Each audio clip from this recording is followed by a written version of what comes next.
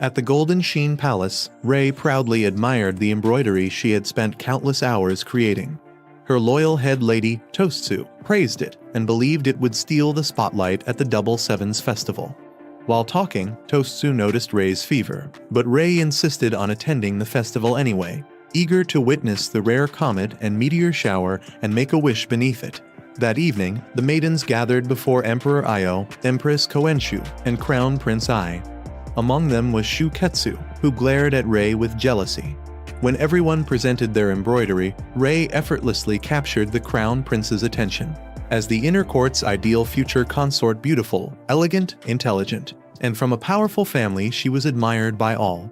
Keigetsu, meanwhile, was ridiculed as the court's sewer rat, mocked for her appearance and outdated fashion despite serving under noble consort Shuabi. As the meteor shower began, Rei closed her eyes to make a wish. Taking advantage of the distraction, Keigetsu shoved her off the pagoda. At that exact moment, lanterns burst into flames, dark clouds covered the sky, and the beautiful night suddenly resembled the start of an apocalypse. Keigetsu also collapsed, and everything went black. Rei later awoke inside a prison cell, where Toastsu declared that Keigetsu would be executed for trying to murder Reirin.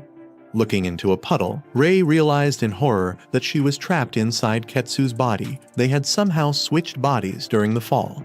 Desperate, Rei tried to explain the truth, but an invisible force prevented her from saying she was Reirin. She instead revealed personal details only the real Rei should know, like Toastsu's favorite scarlet bean mooncakes, her favorite fish, horse mackerel, and her younger brother. But Toastsu dismissed everything, convinced Keigetsu had stolen Rei's diary and memorized its contents despite the fact that Rei had never kept a diary.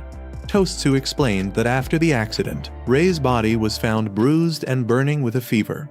While unconscious, Rei had supposedly muttered about her stolen diary, making Toastsu believe Keigetsu had stolen both her diary and memories to impersonate her. Seeing Rei blush from embarrassment as she praised her, Toastsu mistook it as Keigetsu shamelessly mocking her beloved mistress. Following the inner court's laws, Keigetsu was sentenced to the lion's judgment, where the accused was locked in a cage with a starving lion. Survival meant innocence, death meant guilt.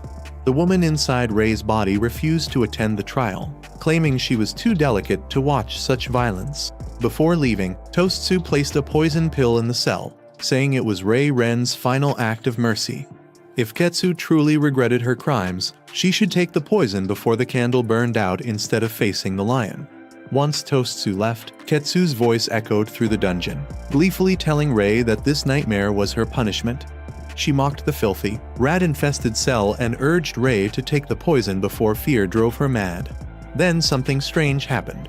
The candle's flames suddenly turned bright red and grew larger. Keigetsu's face appeared inside the fire itself. The Shu clan were known as the Children of Fire, but Keigetsu possessed an especially powerful ability. By controlling flames, she could project her image through them. Using a forbidden spell, she had successfully swapped bodies with Reirin. Now, the real Rei was trapped inside the body of the very woman who had tried to kill her, while the real villain was living comfortably in Rei's perfect life. Talk about stealing someone's identity the hard way. Keigetsu believed she was only making life fair. In her eyes, Rei had been blessed since birth as the Empress's beloved niece, the Crown Prince's favorite, and admired by everyone in the inner court. Keigetsu, on the other hand, served the kind but politically weak noble consort Shu, endured constant bullying, was mocked for her appearance, and ignored by the Crown Prince. Consumed by jealousy, she decided Rei deserved to experience the misery she had always known. To guarantee her plan succeeded, Keigetsu placed a powerful curse on her own body, preventing Rei from revealing the body swap. She also invented the story about the stolen diary, so any personal secret Rei revealed would be dismissed as something Keigetsu had memorized. No matter what Rei said, she had no way to prove her true identity. Even after stealing Rei's life, Keigetsu wasn't satisfied. She complained that Rei's body was so frail it became exhausted just from breathing. Out of habit, Rei kindly suggested she rest, but Keigetsu laughed it off, reminding her that Rei would soon be dead anyway. Even taking the poison wouldn't spare Rei humiliation. Anyone who died before the lion's judgment had their corpse dragged to the execution grounds, where it was pelted with stones and publicly insulted. After promising Rei the most miserable ending possible, Keigetsu vanished into the flames. Rei had never imagined forbidden magic like body swapping existed, and she couldn't understand why Keigetsu hated her so deeply. Then she noticed something astonishing. Her fever was gone, her limbs no longer ached, her breathing was steady, and her heartbeat was calm. For the first time in years, she felt completely healthy. Instead of despairing, Rei was overjoyed. After spending her entire life battling illness and studying medicine in search of a cure, she realized Keigetsu's body was naturally strong and healthy. Maybe this body swap wasn't entirely a disaster after all. Back in the dungeon, Rei treated the rats like old friends since they had helped with her medical experiments. When she spotted a bug, she cheerfully decided it was dinner for her tiny companions. Keigetsu had expected Rei to be terrified, but instead, she acted as if she were running a petting zoo. Meanwhile, Captain Shinu waited beside the lion's cage, privately thinking this trial was far crueler than a normal execution.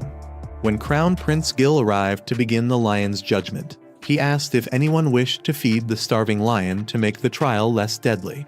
Noble consort Shu refused, declaring that if Keigetsu was innocent, heaven would protect her. Otherwise, the Shu clan would disown her. Rei, still trapped inside Keigetsu's body, was brought before the crowd. Gil accused her of pushing his beloved Reirin, even though no one had actually witnessed the incident. Rei tried once again to reveal her true identity, but the curse silenced her every time. Gil offered one final chance, confess and apologize, and he would replace the lion with a swift execution. Rei instead begged him to listen, reminding him he was both a wise future ruler and her dear cousin. But hearing Keigetsu call him that only enraged him, since only the real Reirin had the right. To make matters worse, Rei accidentally agreed with his accusation, making herself look even guiltier. Locked inside the lion's cage, Rei remained surprisingly calm. When Shinu asked if she feared death, she replied that she had spent her life standing on death's doorstep. Until she was actually dead or the lion actually bit her, there was no point fearing what hadn't happened yet. To everyone's surprise, the lion refused to attack, making the crowd wonder if Keigetsu might truly be innocent. Growing impatient, Gil ordered Shinu to provoke it. Shinu warned that interfering would make the trial unfair, but as captain of the Eagle Eyes, he had no choice but to obey. The moment he poked the lion with his sword, the furious beast charged at Rei. She dodged its first attack and tried to calm it down, but the beast quickly turned and lunged again. Just when it looked like Rei had run out of luck, the lion suddenly collapsed. Shinu immediately realized it had been poisoned and demanded an explanation. Rei sincerely apologized and explained that the lion's poisoning was an accident. Earlier, a rat had eaten part of the poison pill Tosetsu left in her cell. Feeling sorry for it, Rei had kept the dead rat and the remaining poison hidden in her sleeve so she could bury it later. She never expected the charging lion to swallow the poisoned rat. Because the lion failed to kill or eat the accused, the ancient rules of the lion's judgment declared Keigetsu innocent. Although Crown Prince Gil reluctantly accepted the verdict, he made it clear that he still believed Keigetsu was guilty. He warned that if she ever insulted Reirin again, acted suspiciously, or tried to take Rei's place, he would personally execute her. Unable to reveal the truth because of the curse, Rei could only bow and accept the warning. After the trial ended and everyone departed, Rei's first concern wasn't her own survival, it was finding medicine to save the poisoned lion. Before she left, Captain Shinu stopped her and asked if she had always been this kind. Unable to explain the body swap, Rei simply replied that she wasn't the same person she used to be. The answer only made Shinu more suspicious. Later, Riri escorted the now innocent Keigetsu back to the maiden court. I heard that you addicted to them sands now, girl. Go ahead.